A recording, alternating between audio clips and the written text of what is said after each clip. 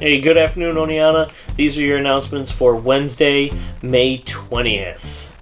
If you are still looking to submit a design for the Link Crew t-shirt, please do so by next Friday to Miss Lutzik.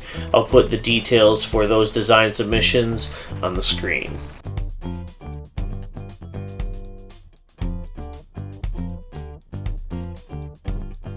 Food drop-off points will continue Monday, Wednesday, and Friday through the end of the school year.